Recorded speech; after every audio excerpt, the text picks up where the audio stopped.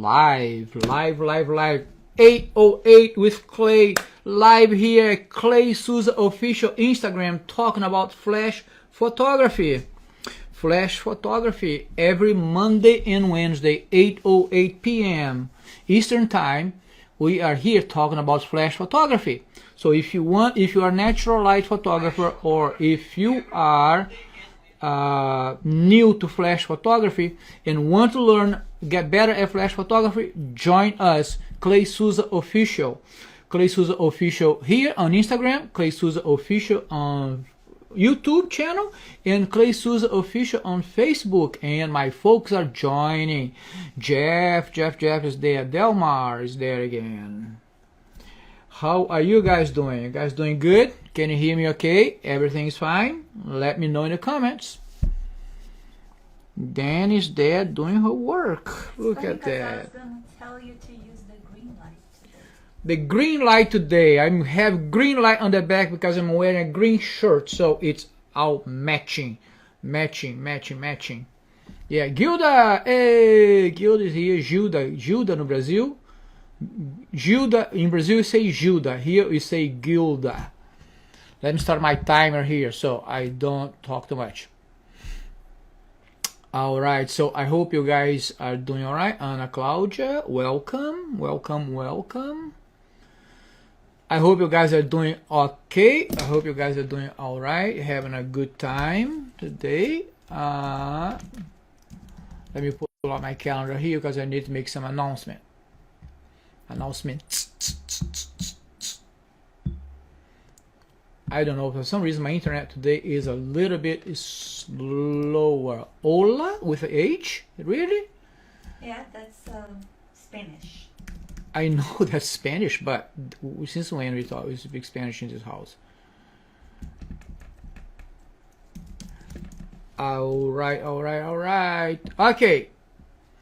Though this light is green. Yes, today light is green today. Yeah, to match my shirt. Should I get green glasses? I think I should get green glasses also to do a match everything. Everything matching. Let me see. When is the 12th? All right. So, first announcement of the day. Good one, Judah. So, first announcement of the day. August 12th, it is a Thursday at 7 p.m. I'm going to be in Raleigh giving a talk about posing at Mark's group. Mark's a member here. Mark's at the beach today, so he's not going to be joining us, but he said he has room for 10 more people. If you guys want to join us, it's going to be all about posing. We're going to have a couple. I'm going to show his photographer friends how to pose, and I want to talk about the foundation of posing. I don't want to give you like pose number 1, pose number 2, pose 128. Now I want to teach you the foundations of posing so you can take that, learn that part, and take up with you and make it your style. But to do that, you need to have some foundation, and this is what we're going to talk about with Mark's group. It is on August 12th. August 12th, that's right. It's a Thursday at 7 p.m. in Raleigh. If you are interested, send me a text and I will send me a DM and I will let you know where it is and all the information that you need to know. I would love to have some of you guys there. And Jeff is asking for details for the weekend. We have two weddings this weekend, one on Friday and one on Saturday at the same location, at the same venue. So it's about 1 hour and a half from here. We're going to go on Friday, going to sleep over and shoot the wedding on Saturday and come back. So 2 weddings this weekend. It's going to be a tough one, guys. Sunday I want to rest. So, but today, what are we going to talk about today? Today we have a really good topic to talk about today. At the end of this live, I'm going to give you a secret. Something that happened to me about 2 to 3 years, no, I think like 3 to 4 years ago, that made my photography change, the way I look, evaluated my photography, and how I adapt to this. But there's one secret I'm going to give you guys at the end of this live. Okay? So, I want to talk about you something that's not flash related. I want to start talking about something that's not flash related because it happened today, and I think it's important for me to tell you what happened because you may go through this at some point and you just think it just happens to me. No, it happens to everybody. We've been in business for 7 years, and we are, as you know, wedding photography is the main driver of our business. And today, we actually had one bride contact us for a October wedding, October 1st this year wedding, so it's right around the corner. She has talked to us before, and then she thought we were too expensive, and then she moved away from us, and then she came back again. And it's a special situation, and I honestly was only considering doing this wedding because of the planner. Planner is a good friend of ours, refers us to a lot of weddings, and she does a fantastic job. And so I decided, okay, let's shoot the wedding. It's not something that I was super excited about, but all right, let's shoot the wedding, especially because our agenda is full for this year. So I thought, okay, let's squeeze this one in. We're not doing anything on the day, and let's go. All right, everything is going okay. Conversation is going back and forth, blah, blah, blah, blah, blah, blah. And today was the day to send the contract and the invoice for her, right? So she receives the invoice, and then she calls me because she's surprised by the price that we had agreed upon. What she wasn't counting on was taxes. So, long story short, she didn't want to pay taxes. And why am I saying this to you? Because it happens to all of us. Don't think that doesn't happen to me because I'm a little bit ahead of you guys on the wedding business. It happens to all of us. All of us are subject to this stuff. Now, how you react to it, that's what makes a difference, right? So I talked to her. She didn't understand why she was being charged like $200+ more. I told her that's taxes, and she told me, well, but that doesn't, your price doesn't say taxes. I said, well, it's just like everything else in this country. You go to the store, you buy a product that costs $100, and when you get to the cashier, you're gonna pay taxes. It's always more. It's just I'm not doing anything different. And she didn't have it. She wouldn't have it. She didn't want to pay taxes. And I tried to talk her into it, and I said, at the end I said, well, there's nothing I can do for you at that point, because if you don't pay tax, I have to pay my taxes and your taxes, and that's not fair, right? So we end up not going forward with the relationship with her. What does that leave me? I was thinking about this afternoon. It's fine. I'm totally fine with that. You know why? Because if the relationship starts like that, how is this going to be? How is this relationship going to be after we shoot the wedding? How is it going to be at the day of the wedding? Is she going to turn to a bridezilla on me on a wedding day? Probably will. Because the relationship already started odd, started like, I'm not asking anything more. I'm asking for taxes. That's what it's supposed to be. But so-and-so didn't charge me taxes. Well, that's her problem. That's how she runs her business. I run my business the way I want. So what do I want to tell you this?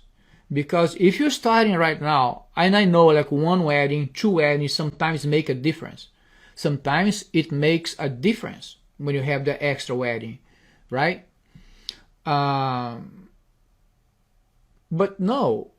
And if you decide to go with that, it needs to be a really good wedding where you can get good stuff in your portfolio, right? That's the only way I would even consider, like, maybe not waiving the tax, but going half and a half on the tax for this wedding. If it was a beautiful location that I had never shot before, was a huge wedding, then that wedding would be important to my portfolio. Not that all the weddings are like that. I think every wedding is beautiful, but it's something that I already have. It really wouldn't add much. Why would I go through that, right? So, and I understand that sometimes when you're starting, you need to get those. But I decided not to. I decided not to because I wasn't going to add anything to my portfolio. And again, if the relationship starts like that, how is it going to go during the wedding day? How is it going to be after the wedding? I don't know. What I know at this point today is that it didn't start well, and most likely will not end well. Why I'm going to put myself in that situation? So think about this before you make concessions. And sometimes it's good to stick with your gun. Stick to your gun. All right. I just want to vent and talk to you about this because I remember when I was starting, I would get a lot of these kind of issues and be like, it just happens to me. Oh my God, nobody else has those problems. No, it happens to everybody. Okay. So now to the good stuff. Let's talk about lighting. I almost didn't make the live tonight because we were shooting a bridal portrait today. We got home was like around 7:30. We ate pretty fast because I hadn't eaten anything today. It was like one of those crazy days that I didn't have time to eat, and I was starving. Shot the bridal portrait. I was starving, and we had to stop to eat something. We ate fast and just got here to be here on time for you, with you.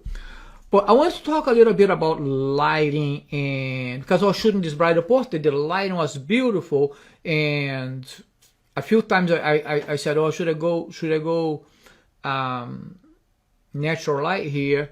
And I still had the flash going on, you know, and I decided, okay, no, let's keep the flash going on, and I really got some beautiful pictures, and the light was nice, but it was even, right? Was there even light, flat light? So background, foreground, the same luminosity. Why did I use flash? Because I wanted to darken that background. I will keep telling you this until it becomes nature to you. Darker background, lighter subject. Your eyes go to where the light is, the brightest part of your image. So your subject should be the brightest part of your image, but you can't just keep increasing the light on the subject. You darken your background in order to make your subject pop. With that in mind, we need to talk a little bit about when I do soft light, when I do hard light. First of all, what is soft light? What is hard light? This is attached to the secret that I'm going to tell you towards the end of this live. So hang in there. Lighting is totally attached to the mood of the picture that you have, and what's the purpose of the picture. Is it something that needs to be dramatic? So your light needs to be dramatic. Your posing needs to be dramatic. Is it something that needs to be soft? Your lighting needs to be soft. Your posing needs to be soft. But what makes a hard light and a soft light? I know you guys know how to make it, but when you look at your shadows, do you know if it's hard light or soft light? Look at the shadow here under my chin. That's a soft light because the transition between the shadow and the light, shadow and light, is really soft. It's not harsh. You can't see the beginning and the end of one another. Okay, so this is what makes soft light and hard light. I'm going to share some pictures with you, and you know, one of my hashtags that I put on every picture here on this Instagram is embrace the shadows. The hardest thing for people who are new to flash, or especially when they are natural light photographers and moving to flash, the hardest thing for them is to embrace the shadows. They look at the image, it's dark. It's not dark. Now you're seeing the shadows that you didn't see before. Now when you have shadow, it's not boring anymore, right? You can put dimension on the face. Shadow gives dimension. Let me show you some pictures that is going to show you hard light and soft light, when I use each and how I know which one to use. First of all, high school senior shooting that we did not long ago. And the senior is a guitar player. He plays in a band, a punk rock, a hard rock, punk rock. I don't know which kind of rock it is, but he's a guitar player, and that's the picture that they create for him. So look at that picture. Look at the shadows. Look how hard those shadows are, right? So I have two lights on the background. On the left one with the red gel was an AD200. And the one on the right side was a speed light. Why they're different? Because that's all I had at the time. I had two ADs and one speed light. Okay, so as a guitar player, I want to, every time I do high school senior, I always want to bring something that speaks to them, because a lot of times high school senior take pictures because mom wants, not because they really want. This guy wants the picture taken, so but I always try to include something that speaks to them. And this kid plays in a band, so we said bring your guitar, and that's why he bring guitar. He brought guitar. He brought the amplifier. But I want to talk to you about lighting. Look at how harsh that lighting is. And why does it make sense? Because it's supposed to mimic a stage lighting, and stage lighting is not soft. See, I have the colors going on. Look at the red gel spilling all over his hair, spilling on the ground. I'm fine with that, because that's what a stage lighting would look like. What do you guys think about that image? You guys like it? Give me your comments. I mean, Chris said that's a cool image. Thank you, Chris. But what do you think? I mean, what's your opinion about it? Be honest with me, please. So write in the comments there. I want to see if you like it or not. But this is the type of thing that when you look at it, when you have that concept, this is what I'm going to do. Ray likes it. You wanted to see that image, right, buddy? Yeah, he's like, I want to see that image, because he saw the behind the scenes, I guess.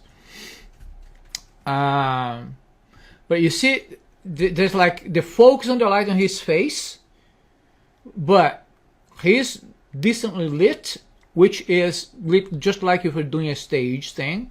All right. We tried to do smoke in there, but didn't work because it was windy.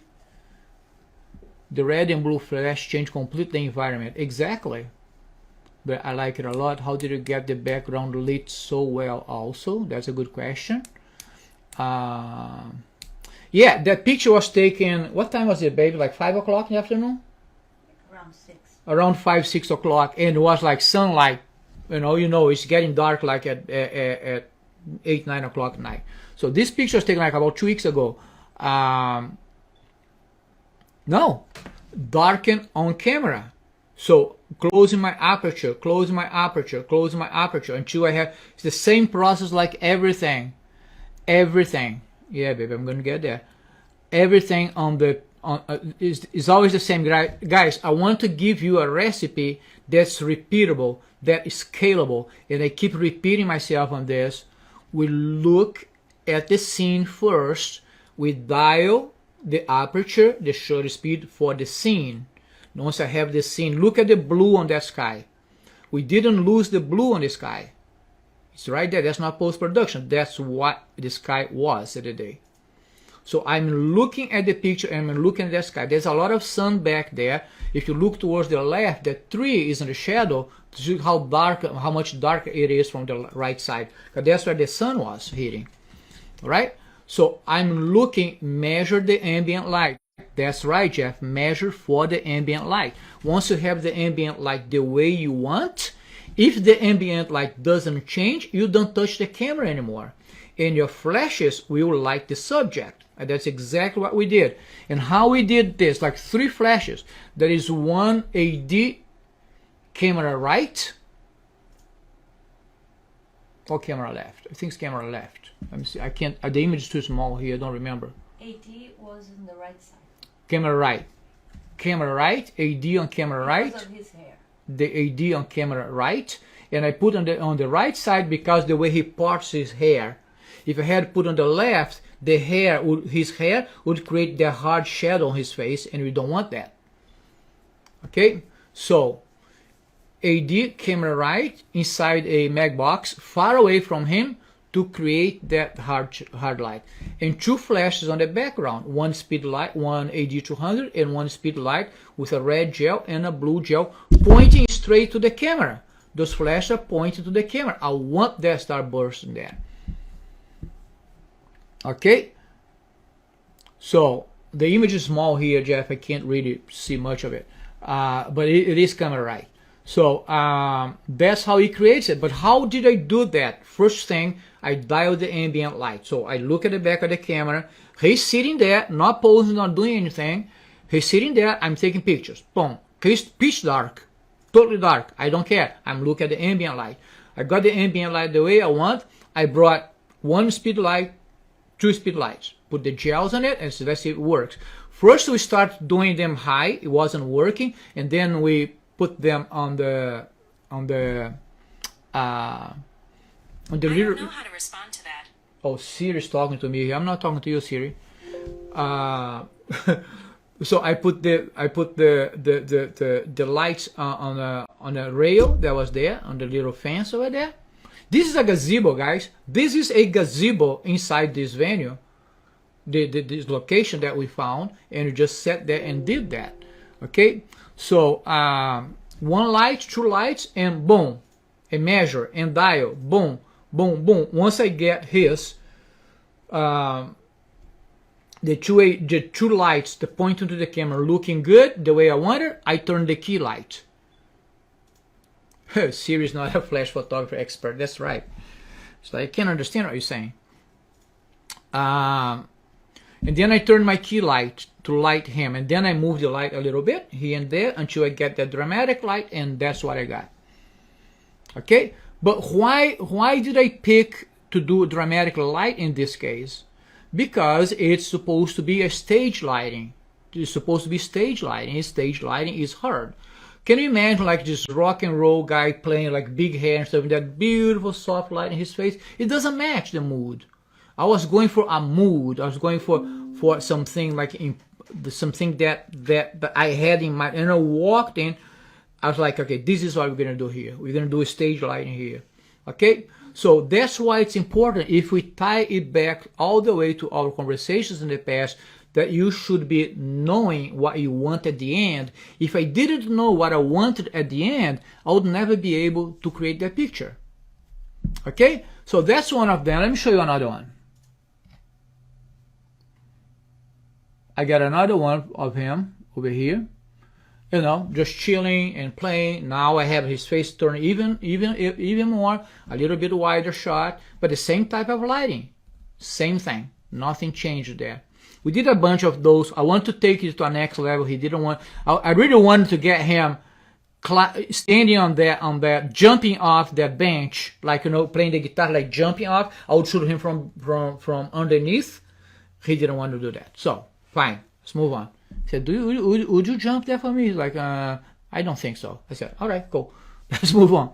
But that's what I want to do, because that's what hard rock players do, right? But anyway, let's get another picture here. I want to show you soft light, a little bit of soft light. Oh no, more hard light. Look at this one here. Wedding picture, wedding portrait. Guys, this sky is not post-processing. This sky was the sky at the day of the wedding. Crazy, probably the most beautiful sky that I've ever seen. The sun was setting and we got this purple magenta sky with that orange thing there in the background that looks like it's on fire. This was the day of the wedding. How can I go to my bride and have a sky like that, to my bride and groom, have a sky like that, and come back with a blown out sky?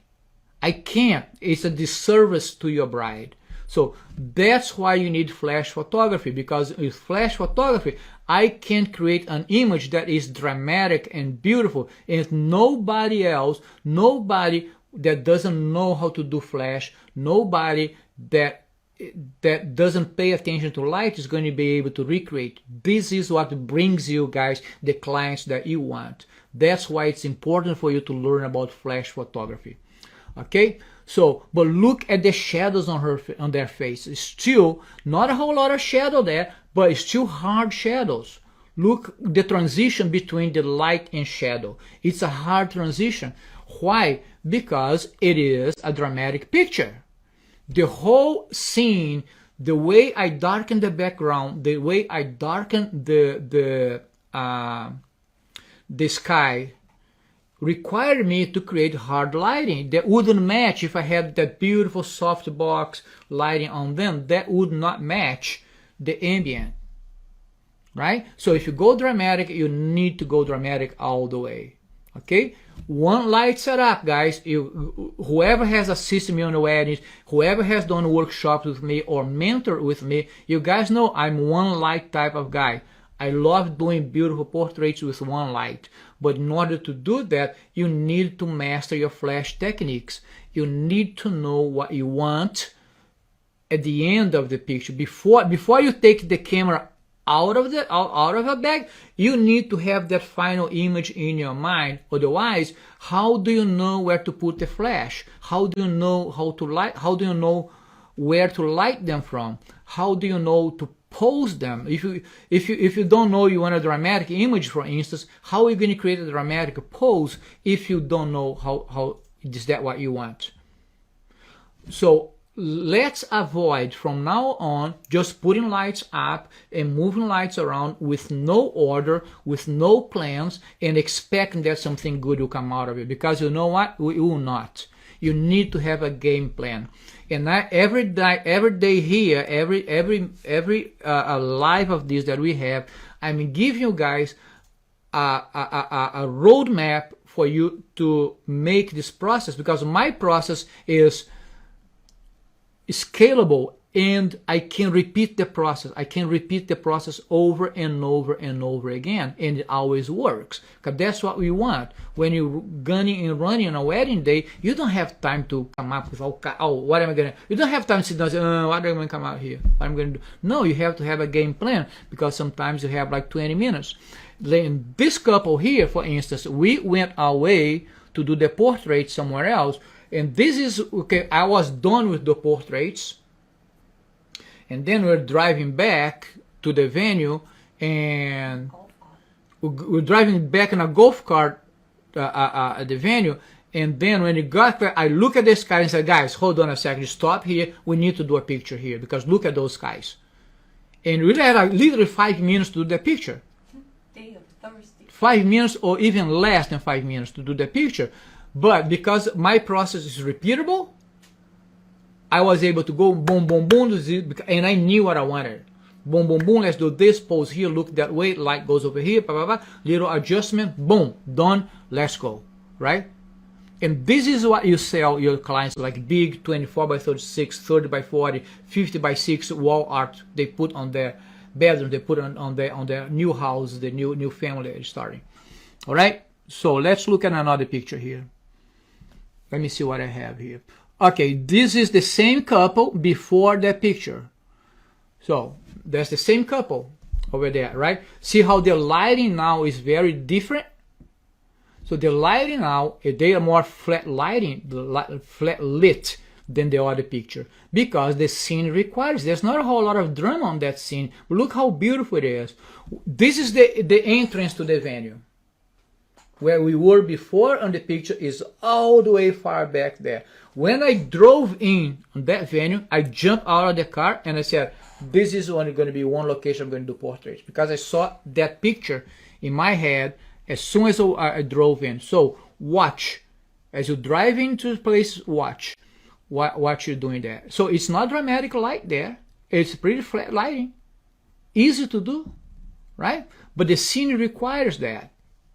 Okay, so blurry background, bride and groom together, beautiful road. At the end is a simple picture. They love it. Okay, so let's go and look at another one.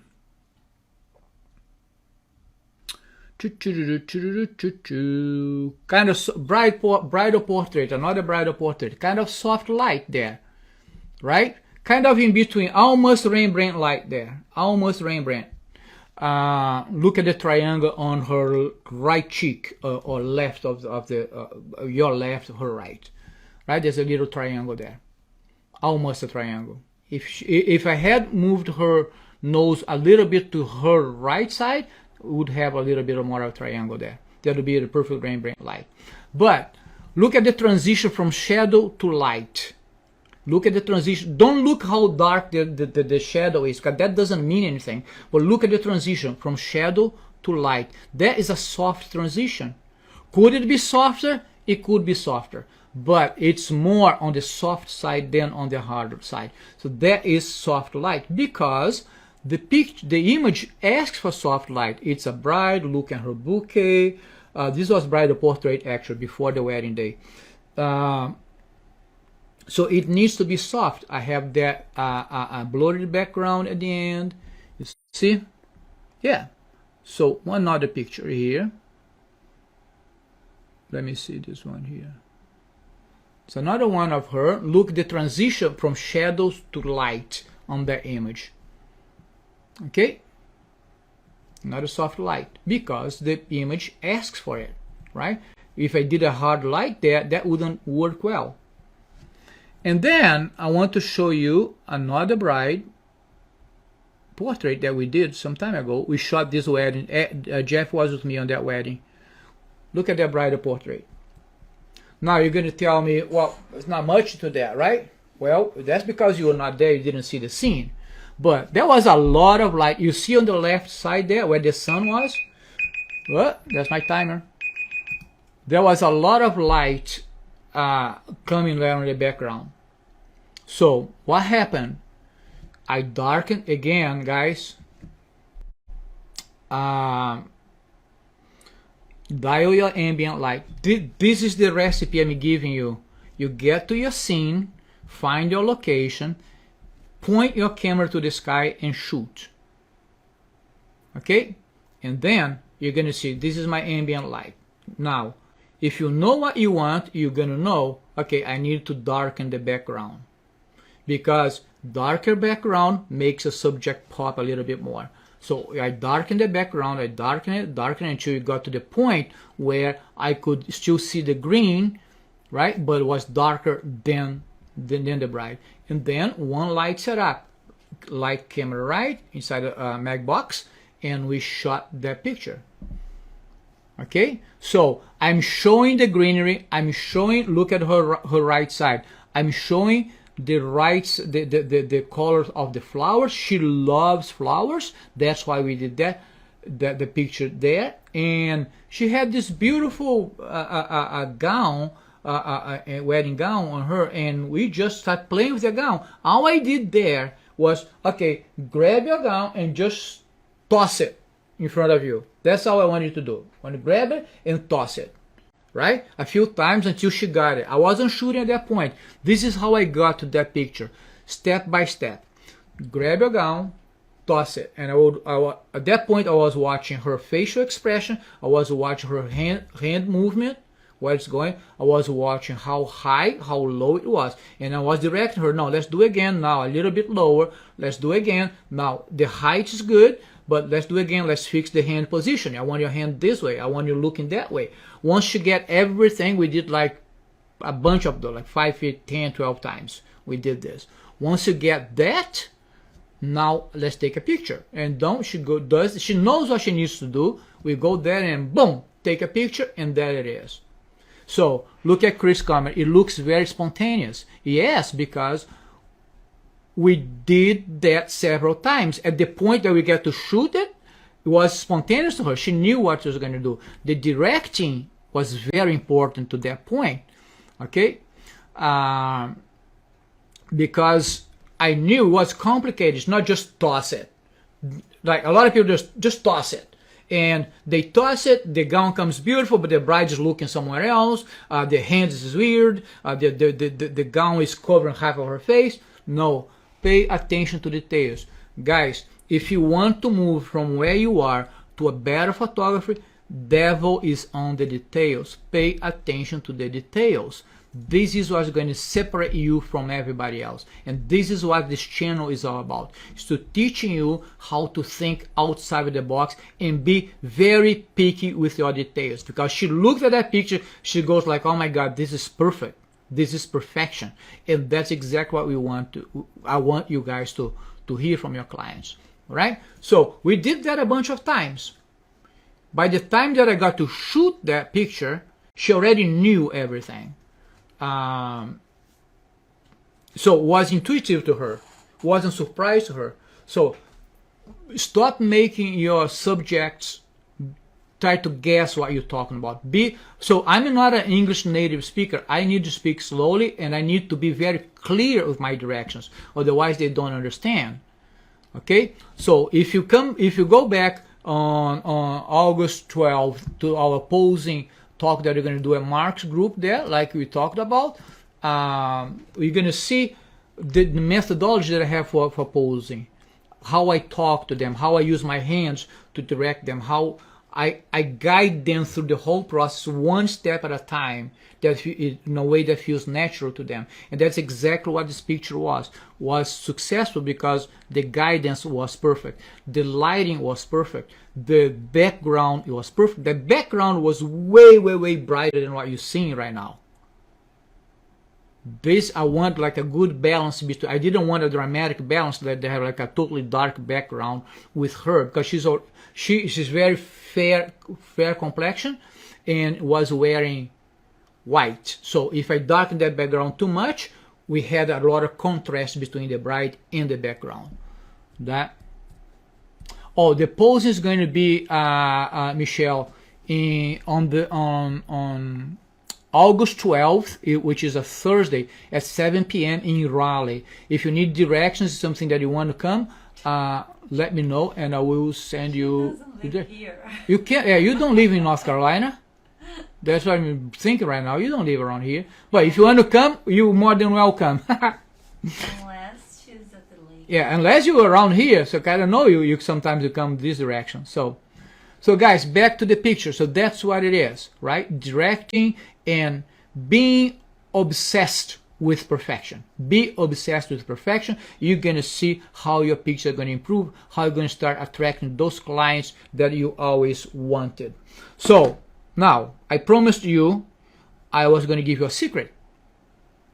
And this was a secret to me because nobody has ever told me. Nobody has ever told me this. But about 3 or 4 years ago, I started looking at my pictures in a different way.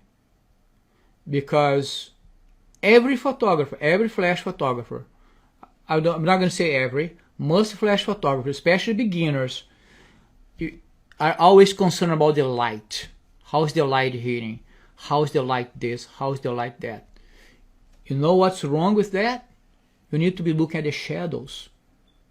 Shadows is where the secret is. Stop looking at the light. Start looking at the shadows. How the shadow is hitting. Is it hard shadows? Is it soft shadows? Does it match the mood? Am I short in lighting? I haven't ever talked about the concept of short lighting and broad lighting, and I'll talk about this someday. Am I short lighting the subject? Is my shadow make them look heavier?